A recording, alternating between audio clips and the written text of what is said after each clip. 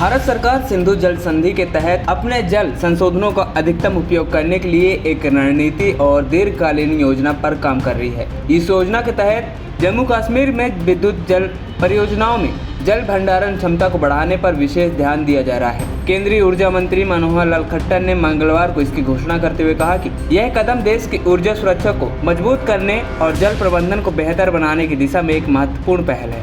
मनोहर लाल खट्टर ने बताया कि जम्मू कश्मीर में जो हाइड्रो प्रोजेक्ट अभी प्रारंभ चरण में है, उनमें जल भंडारण क्षमता और अधिक बढ़ाने के लिए विशेष डिजाइन और तकनीकी योजनाएं तैयार की जा रही है। यह सुनिश्चित करेगा कि सिंधु जल संधि के तहत भारत को मिलने वाली जल संसाधनों का अधिकतम और प्रभावी उपयोग हो सके। खट्टर ने यह भी स्पष्ट किया कि जिन परियोजनाओं की तकनीकी जानकारियां पहले ही अंतिम रूप ले चुकी हैं और जो वर्तमान में पाइपलाइन में हैं, उनमें किसी भी प्रकार का बदलाव नहीं किया जाएगा। इसका कारण यह है कि इन परियोजनाओं की डिजाइन और तकनीकी प्रक्रियाएं पहले से ही फाइनल हो चुकी हैं और उनमें बदलाव करना समय और संशोधनों की बर्बादी हो सकता है। 1960 में भारत और पाकिस्तान के बीच हस्ताक्षरित सिंधु जल संधि के तहत सिंधु नदी प्रणाली की 6 नदियों का जल बंटवारा किया गया था। इस संधि के अनुसार भारत को सतलुज, ब्यास और रावी नदियों का पूर्ण अधिकार था, जबकि सिंधु, झेलम और चिनाब नदियों पर अधिकांश जल पाकिस्तान को आवंटित है। हालांकि भारत को इन 3 नदियों के जल का सीमित उपयोग जैसे जल विद्युत उत्पादन और सिंचाई के लिए करने की अनुमति है। हाल के वर्षों में भारत ने इन संधि के तहत अपने अधिकारों का अधिक प्रभावी ढंग से उपयोग करने की दिशा में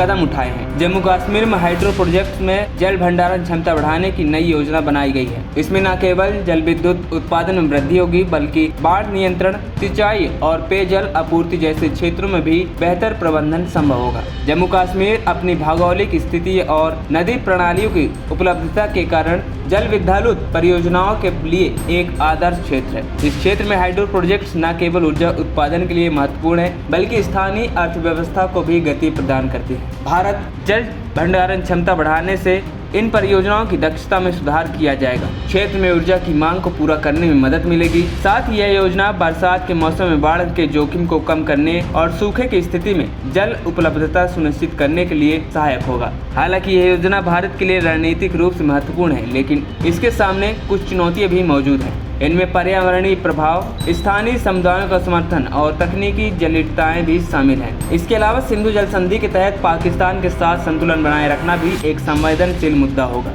केंद्र सरकार ने आश्वस्त किया था कि सभी नए प्रोजेक्ट्स को पर्यावरणीय और सामाजिक मानकों के अनुरूप डिजाइन किया जाएगा। साथ ही इन परियोजनाओं को समयबद्ध तरीके से पूरा करने के लिए संसाधनों का प्रभावी उपयोग भी किया जाएगा। ANP टाइम्स की रिपोर्ट।